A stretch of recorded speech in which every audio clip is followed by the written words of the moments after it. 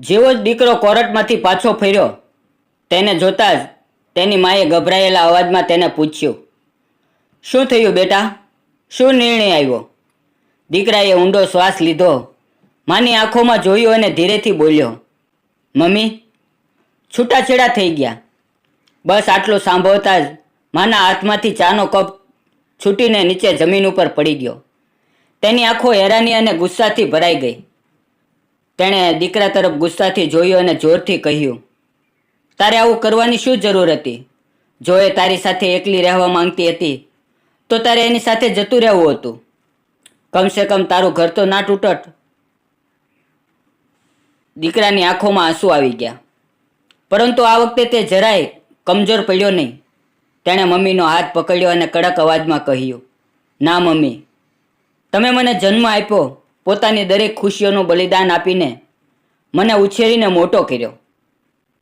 જ્યારે બધાએ મારો સાથ મૂકી દીધો ત્યારે પણ તમે મારી સાથે હતા.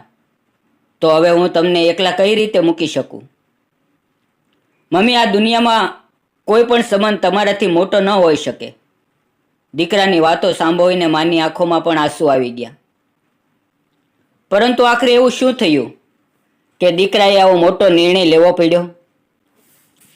મિત્રો, આ ખૂબ જ ભાવુક અને હૃદયસ્પર્શી એક સત્ય વાર્તા છે. તો આવો જાણીએ આખરે હકીકત શું હતી. પરંતુ આગળ વધતા પહેલાં વિડીયોને લાઈક કરી અને અમારી ચેનલને સબસ્ક્રાઈબ જરૂર કરી નાખજો, જેથી તમારા આશીર્વાદ મને મળતા રહે અને અમારું મનોબળ વધતું રહે. મિત્રો, મિતેશ એક નાનકડા ગામમાં પોતાની મમ્મી સાથે રહેતો હતો. તેના બીજા 3 મોટા ભાઈઓ હતા, પરંતુ લગ્ન પછી બધા પોતપોતાની દુનિયામાં વ્યસ્ત થઈ ગયા હતા. પિતાનું અવસાન તો ઘણા સમય પહેલાં જ થઈ ગયું હતું. હવે ફક્ત મા જ હતી, જેમના ગટપણનો આશરો ફક્ત મિતેશ હતો. માની પણ હવે ઉંમર થતી જતી હતી. એકલા ઘર સંભાળવું મુશ્કેલ થતું હતું.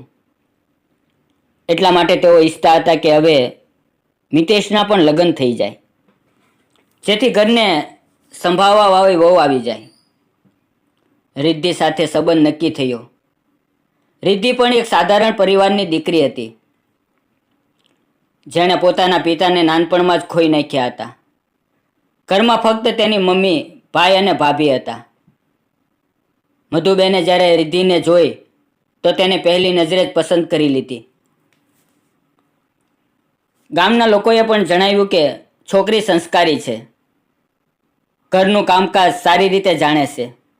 એટલે મધુબેનને લાગ્યું કે આજ તેમના દીકરા માટે યોગ્ય રહેશે. તેણે મોડું કર્યા વગર લગ્ન કરી નાખવામાં આવ્યા. લગ્ન પછી જ્યારે રિદ્ધિ વહુ બનીને આવી તો ઘર ખુશીઓથી ભરાઈ ગયું. મધુબેન પણ સંતુષ્ટ હતા કે હવે ઘરમાં બીજા પણ હાથ આવી ગયા જે એમનું ધ્યાન રાખશે. શરૂઆતમાં રિદ્ધિ ખૂબ જ સારી હતી. મધુબેનની સેવા કરતી, ઘરનું બધું જ કામ સંભાળતી. જો મધુબેન બીમાર થતા તો તેમની ખૂબ સેવા ચાકરી કરતી. મિતેશ પણ ખુશ હતો કે તેની મા અને પત્નીમાં સારો તાલમેલ છે. પરંતુ આ બધું વધારે દિવસો સુધી ન ચાલ્યું. ધીરે ધીરે રિદ્ધિના સ્વભાવમાં પરિવર્તન આવવા લાગ્યું.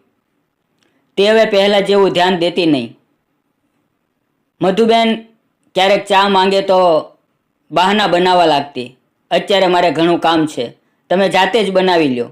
મધુબેન વિચારતા કે કદાચ થાકી ગઈ છે એટલે કંઈ કહેતા નહીં. પરંતુ ધીરે ધીરે આ બધું વધતું ગયું. સમય વીતતાની સાથે રિદ્ધિની અંદર હજી વધારે બદલાવ આવવા લાગ્યા. હવે તે મધુબેનથી ચીડાવા લાગી હતી.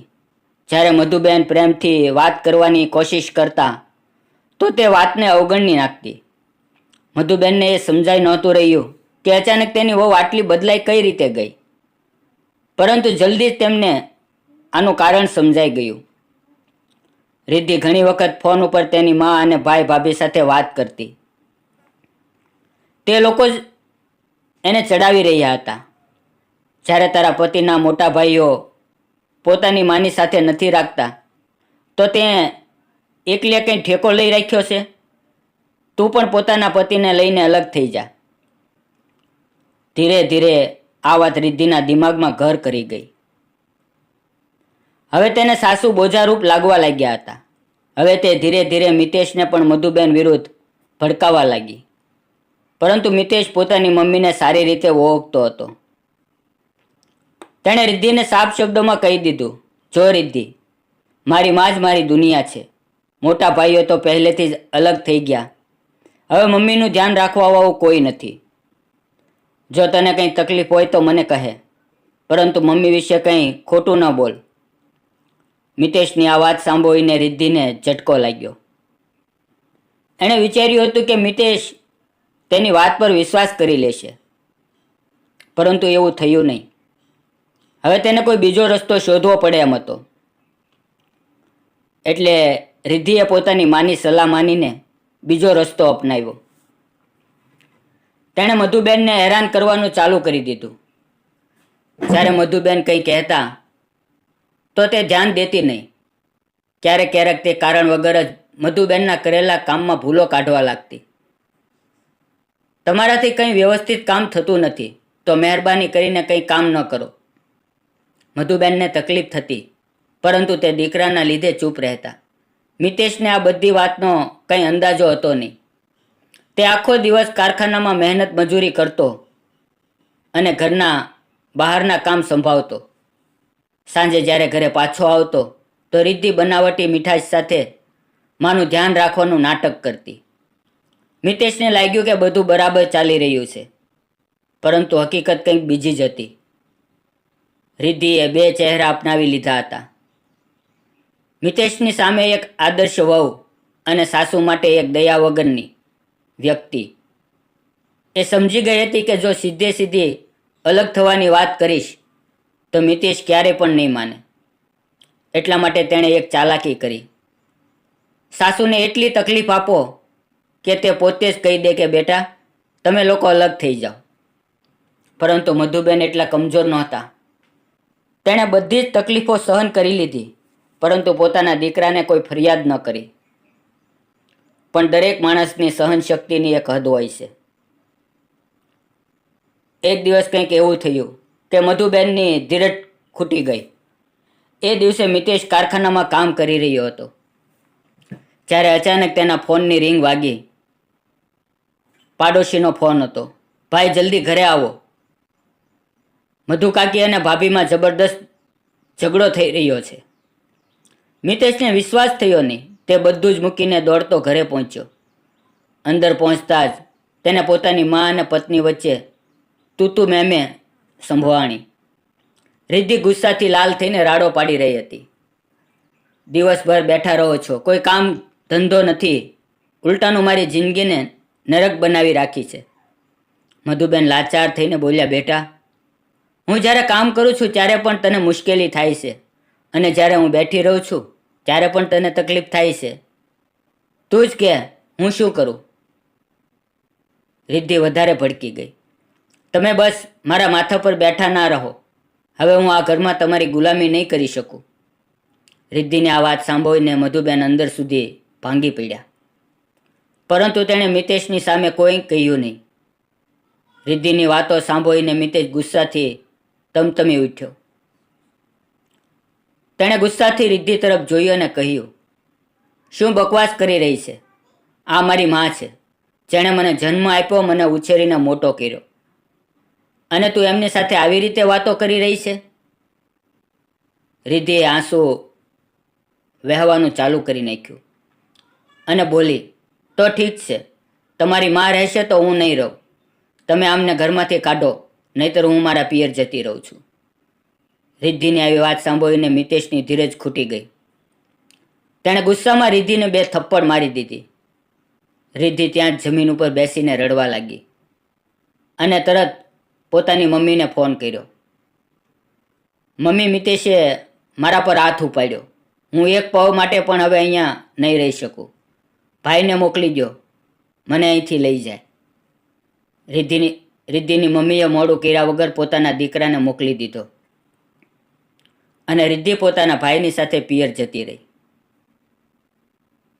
મિતેશ ચૂપચાપ ઊભો રહ્યો. મધુબેન તેના ખંભા પર હાથ રાખ્યો અને કહ્યું, બેટા આ તે શું કરી નાખ્યું? આવી રીતે પત્ની પર હાથ ન ઉપાડવો જોઈએ. જો તે અલગ રહેવા ઈચ્છતી હતી તો તારે એની વાત માની લેવી હતી, પરંતુ તારું આ વર્તન ઠીક નહોતું. મિતેશની આંખોમાં આંસુ વહી ગયા.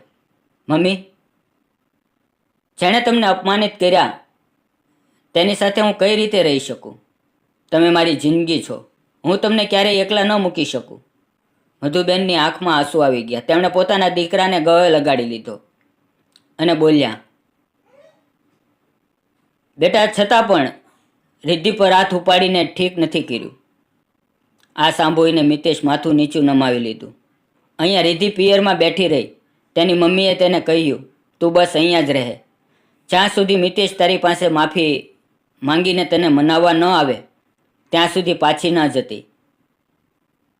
પરંતુ દિવસો વીતતા ગયા અને મિતેશ તેને મનાવવા આવ્યો નહીં. હવે રિદ્ધિ અને તેની મા બંને પરેશાન થઈ ગયા.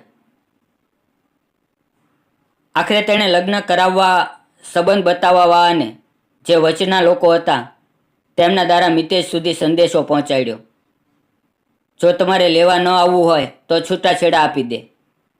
જ્યારે મિતેશે આ સાંભળ્યું તો તેણે કડક શબ્દોમાં જવાબ દીધો, જો તેને મારી મા સાથે રહેવું હોય, તેમની સેવા કરવી હોય તો જ હું તેની સાથે રહી શકીશ. નહીતર જો એની ઈચ્છા હોય તો હું છૂટાછેડા પણ આપી શકું છું, પરંતુ હું મારી મમ્મીને ક્યારેય નહીં મૂકું. મીડિયેટ દ્વારા મિતેશની આ વાત સાંભળીને રિદ્ધિ અને તેની માં ખૂબ જ મોટો ઝટકો લાગ્યો. પછી રિદ્ધિની માં ગુસ્સાથી લાલચોળ થઈ ગઈ. તેણે રિદ્ધિની પાસે બોલાવી અને કડક અવાજમાં કહ્યું, બેટા, એ માણસો ક્યારેય નહીં સુધરે. તેને પાઠ ભણાવવો બસ એક જ રસ્તો છે, છૂટાછેડા. હમણાં જ કોર્ટમાં જઈ અને તેની અકલ ઠેકાણે લાવીએ. રિદ્ધિએ માની વાત સાંભળી અને કંઈ પણ વિચાર કર્યા વગર હા પાડી દીધી. તેને લાગવા લાગ્યું કે જો તેણે આ પગલું ન ભર્યું તો તેની જિંદગી હંમેશા માટે બરબાદ થઈ જશે. બંને મા દીકરી કોર્ટ પહોંચ્યા અને છૂટાછેડાનો કેસ દાખલ કરી નાખ્યો. જ્યારે કોર્ટમાંથી મિતેશને નોટિસ ગઈ તો તે કોઈ પણ હિચકિચાટ વગર કોર્ટ પહોંચી ગયો. જજ સાહેબે જ્યારે તેને સવાલ કર્યો તો તેણે શાંત સ્વરમાં બોલ્યો, સાહેબ, મારી પત્ની કહે છે કે હું મારી માને મૂકી દઉં અને એકલો તેની સાથે રહું. હું એવું ક્યારેય નહીં કરી શકું. મારી માએ મારા માટે જે પણ કર્યું છે તેનું ઋણ હું જિંદગીભર પણ નહીં ચૂકવી શકું. જો રિદ્ધિ મારી સાથે રહેવા માંગે છે તો તેને મારી મમ્મીને પણ અપનાવવા પડશે, પરંતુ જો તેને આ વાત મંજૂર નથી તો હું એને રોકીશ નહીં. જજ સાહેબે રિદ્ધિ તરફ જોયું અને પૂછ્યું, શું તમે તમારા સાસુ સાથે આ લગ્ન નિભાવી શકશો? રિદ્ધિનો ચહેરો ગુસ્સાથી તમતમી ઉઠ્યો. તેણે એક ક્ષણ માટે પણ વિચાર કર્યા વગર જવાબ આપ્યો, ના, હું એ મહિલા સાથે નહીં રહી શકું. જો મિતેશને મારી સાથે રહેવું છે તો એને અલગ મકાન લઈને રહેવું પડશે. જજ સાહેબે બંનેની વાત સાંભળીને માથું હલાવીને કહ્યું, જો તમારા બંનેમાંથી કોઈ પણ એકબીજાની શરતો માનવા માટે તૈયાર નથી તો આ લગ્નનું કોઈ ભવિષ્ય નથી. સારું એ જ રહેશે કે તમે બંને અલગ થઈ જાઓ. જજ સાહેબની વાત સાંભળતા જ કોર્ટ રૂમમાં નીરવ શાંતિ પ્રસરી ગઈ. થોડા સમય પછી જજ સાહેબના હસ્તાક્ષરથી બંનેનો સંબંધ હંમેશા માટે ખતમ થઈ ગયો. નિર્ણય પછી મિતેશ જ્યારે ઘરે પાછો ફર્યો તો મધુબેન બેચેન થઈને તેની રાહ જોઈ રહ્યા હતા. જેવો તે ઘરે પહોંચ્યો તેણે મધુબેનને કોર્ટનો પૂરો હાલ જણાવ્યો. મધુબેનની આંખમાં આંસુ આવી ગયા. તેઓ ધ્રુજતા અવાજે બોલ્યા, બેટા, મારી હવે ઉંમર થતી જાય છે. હું તો આજે છું અને કાલે નહીં. મારા લીધે તું પોતાનો સંસાર શું કામ બરબાદ કરા છો? તારા લગ્ન તૂટ્યા એ પીડા મારાથી સહન નથી થતી. જા, તારી પત્નીને મનાવી લે. મારા વગર પણ તારું ઘર વસી જશે. પરંતુ મિતેશ મધુબેનના પગ પાસે બેસી ગયો અને તેનો હાથ પકડીને બોલ્યો, મમ્મી, તમે જ મારી જિંદગી છો. હું તમને એકલા નહીં મૂકી શકું. હું તમારી દેખભાળ કરું એ મારું કર્તવ્ય છે. હું તમારા વગર જીવી નહીં શકું. આટલું સાંભળતા મધુબેનની આંખ ઉભરાઈ આવેલા આંસુ છલકી પડ્યા. પરંતુ મિતેશ અડગ હતો. તેણે પોતાની મમ્મીને સાફ કહી દીધું કે તે રિદ્ધિને મનાવવા ક્યારેય પાછો નહીં જાય. ત્યાં રિદ્ધિના પિયરમાં વાતાવરણ અજીબ થઈ ગયું હતું. છૂટાછેડા પછી તેની દુનિયા બદલાઈ ગઈ હતી. હવે જ્યારે કોઈ પણ તેના માટે નવો સંબંધ લઈને આવતું, એ તેના છૂટાછેડાનું કારણ જાણ્યા પછી સંબંધ કરવાની ના પાડી દેતા. ધીરે ધીરે તેની બદનામી થવા લાગી. જે સ્ત્રી પોતાના સાસુની સેવા ન કરી શકે એ ઘર કઈ રીતે સંભાળશે? રિદ્ધિ અને તેની મમ્મી નવા સંબંધની શોધમાં 3 વર્ષ સુધી લાગી રહ્યા, પરંતુ કોઈ પણ તેને અપનાવવા માટે તૈયાર નહોતું. આખરે તેમણે હાર માની લીધી અને આને પોતાનું નસીબ સમજીને જીવવા લાગ્યા. આવી જ રીતે 4 વર્ષ વીતી ગયા. એક દિવસ અચાનક રિદ્ધિની મમ્મીની તબિયત ખરાબ થવા લાગી. હવે તે પહેલાં જેવા નહોતા રહ્યા. ઘરમાં તેની હાલત જોઈને રિદ્ધિનો ભાઈ અને ભાભી ચિંતિત રહેવા લાગ્યા. પરંતુ ચિંતા ફક્ત દેખાવા માત્રની હતી. પછી એક દિવસ રિદ્ધિની ભાભી ગુસ્સાથી રાડ પાડીને બોલી, સાંભળો, હું આ ડોશી સાથે નહીં રહી શકું. કાં તો એને અહીંથી નીકાળો, નહીતર હું જતી રહું છું. રિદ્ધિનો ભાઈ પોતાની પત્નીની વાત સાંભળીને મજબૂર થઈ ગયો. તેણે રિદ્ધિને કહ્યું, જો રિદ્ધિ, હું કંઈ નથી કરી શકતો. મારી પત્ની રોજ રોજ ઝઘડા કરે છે. તું મમ્મીને પોતાની સાથે લઈને જા. જે પણ ખર્ચો થશે તે હું આપી દઈશ. ભાઈની વાતો સાંભળીને રિદ્ધિ અને તેના મમ્મીના પગ નીચેથી જાણે જમીન સરકી ગઈ. રિદ્ધિને આજે અહેસાસ થયો કે તેણે મિતેશ સાથે કેટલું ખોટું કર્યું હતું. તેણે પોતે પણ આજ તો કર્યું હતું, પોતાના સાસુને ન અપનાવવાની જીદ. તે તેની જિંદગી બરબાદ કરી નાખી હતી. હવે એ જ પીડા તેની માને પણ સહન કરવી પડી રહી હતી. આંખમાં આંસુ સાથે રિદ્ધિએ તેના ભાઈને કહ્યું, ભાઈ, મમ્મીએ એકલા હાથે આપણને ઉછેરીને મોટા કર્યા અને આજે તમે એને બોજ સમજી રહ્યા છો. પરંતુ ભાઈએ ખંભા ઊંચા કરીને કહ્યું, બહેન, હું મજબૂર છું.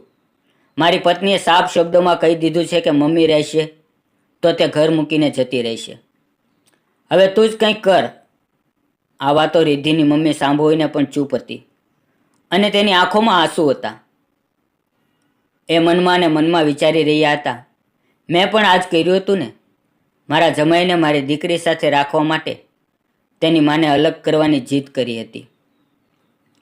આજે એ જ જીદ મારા દીકરાની પત્ની કરી રહી છે. રિદ્ધિની આંખમાંથી ઝરઝર આંસુ વહેવા લાગ્યા. હવે તેને પૂરી રીતે પોતાની ભૂલ સમજાઈ ગઈ હતી.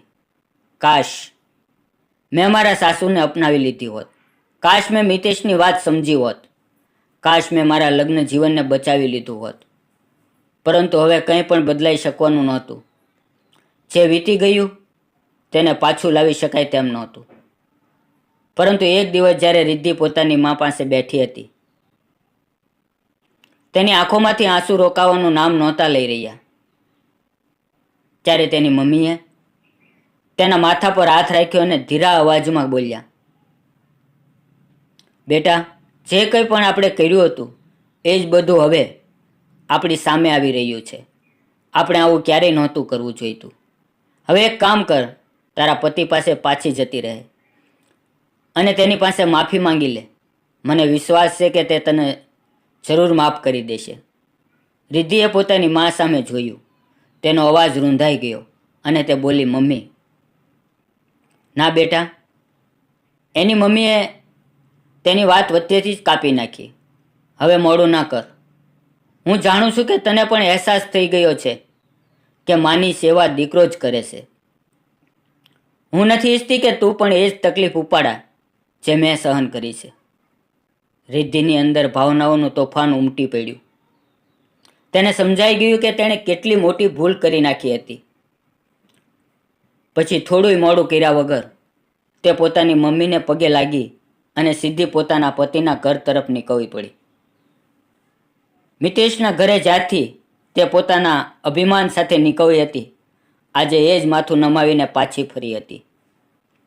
તેણે સહેજ સંકોચ સાથે દરવાજો ખખડાવ્યો. અંદરથી અવાજ આવ્યો, આવું છું. બસ 1 મિનિટ. મિતેશ રસોડામાં પોતાની બીમાર મા માટે ચા બનાવી રહ્યો હતો. ધીરે ધીરે દરવાજા તરફ આગળ વધ્યો અને દરવાજો ખોલ્યો. સામે રિદ્ધિને ઊભેલી જોઈને તેની આંખો પહોળી થઈ ગઈ. તે એકદમ સ્તબ્ધ રહી ગયો અને બોલ્યો, રિદ્ધિ, તું અહીંયા શું? જરૂર હતી અહીં આવવાની? મિતેશના અવાજમાં ગુસ્સો સાફ છલકી રહ્યો હતો. રિદ્ધિ એકદમથી તેના પગમાં પડી ગઈ અને રડવા લાગી. મિતેશ, મને માફ કરી દો. મેં બહુ મોટી ભૂલ કરી નાખી. જે કંઈ પણ અમે તમારી મમ્મી સાથે કર્યું એનું ફળ મને મળી ગયું છે. મારી ભાભી પણ મારી મમ્મી સાથે એ જ કરી રહી છે જે મેં તમારી મમ્મી સાથે કર્યું હતું. ત્યારે મને અહેસાસ થયો કે માને ઠુકરાવવાનું દર્દ શું હોય છે. મને માફ કરી દો. હું તમારા મમ્મીની સેવા કરવા માંગુ છું. મિતેશે તેને ઝટકાથી ઊભી કરીને તીક્ષ્ણ નજરથી જોયું. હવે જ્યારે તને પીડાનો અનુભવ થાય ત્યારે તને મારી મમ્મીની યાદ આવી? જ્યારે મેં તને વારંવાર કહ્યું હતું કે મમ્મીને અપનાવવાનું શીખ, ત્યારે તને મારી વાત ફાલતુ લાગતી હતી અને હવે તને માફી જોઈએ? રિદ્ધિ ડરતી રહી. હા મિતેશ, મેં ઘણું મોડું કરી નાખ્યું, પરંતુ હું સાચે બદલાઈ ગઈ છું. મને એક તક આપો. મિતેશ કંઈક પહેલે એ જ બીમાર મધુબેનનો અવાજ આવ્યો. રિદ્ધિ, અહીં આવ બેટા. રિદ્ધિ ઝડપથી તેની પાસે પહોંચી અને તેના પગમાં પડીને રડવા લાગી. મમ્મી, મને માફ કરી દો. મેં તમને ઠુકરાવી દીધા હતા, પરંતુ હવે હું તમારી સેવા કરવા માંગુ છું. મને તમારી પાસે રાખી લો. મધુબેને ધ્રુજતા હાથે તેના માથા પર હાથ ફેરવ્યો. બેટા, ભૂલ માણસથી જ થાય. જો તને તારી ભૂલ સમજાઈ ગઈ છે તો હું તને માફ કરું છું. મિતેશે મા તરફ જોયું. મમ્મી, તમે આટલી સહેલી રીતે તેને માફ કરી રહ્યા છો? મધુબેન હવેથી મુસ્કાન સાથે બોલ્યા. બેટા, જ્યારે કોઈ સાચા મનથી પોતાની ભૂલ સ્વીકારે છે તો એને બીજી તક આપવી જોઈએ. મિતેશે ઊંડો શ્વાસ લીધો અને ધીરેથી કહ્યું, ઠીક છે, પણ હવે કોઈ શરત નહીં. જો તું સાચે બદલાઈ ગઈ છો તો મમ્મીની સેવામાં કોઈ કમી ન રહેવી જોઈએ. રિદ્ધિની આંખોમાં હરખના આંસુ છલકાઈ પડ્યા. તેણે માથું હલાવીને હા પાડી. ત્યાર પછી મધુબેન ફરીવાર બંનેના લગ્ન કરાવી નાખ્યા. રિદ્ધિએ હવે એક નવા વિચાર સાથે પોતાનું ઘર વસાવ્યું. તેણે પોતાના સાસુની સેવા કરી અને પોતાના પતિને ક્યારેય પણ ફરિયાદ કરવાની તક ન આપી. જ્યારે રિદ્ધિના ભાઈ અને ભાભીને ખબર પડી કે રિદ્ધિ પોતાના સાસુ સાથે ખુશ છે, તો એમણે પણ પોતાની ભૂલ સમજાઈ ગઈ. તેમણે પોતાની મમ્મીને અપનાવી લીધા અને તેમની સેવા કરવા લાગ્યા. મિત્રો, ક્યારેક જે પીડા આપણને બીજાને આપીએ છીએ ને, એ જ પીડા પાછી વળીને આપણને મળે છે. પરંતુ સાચા સમયે પોતાની ભૂલ માની લેવી એ જ સાચી માણસાઈ કહેવાય. મિત્રો, જો તમને આજની વાર્તા ગમી હોય તો કોમેન્ટ કરીને જરૂર જણાવજો. મિતેશ, તેની પત્ની રિદ્ધિ અને તેના મમ્મી મધુબેન વિશે તમારો શું વિચાર છે? તમારા વિચાર અમારા માટે મહત્વપૂર્ણ છે, એટલે કોમેન્ટમાં જરૂર જણાવજો. અને જો વાર્તા ગમી હોય તો લાઈક આપીને વધુમાં વધુ શેર પણ કરજો. અને આવી જ અવનવી વાર્તાઓ સાંભળવા માટે ચેનલને સબસ્ક્રાઈબ જરૂરથી કરજો, જેથી અમે આવી જ નવી વાર્તાઓ તમારા માટે લાવતા રહીએ. ધન્યવાદ મિત્રો.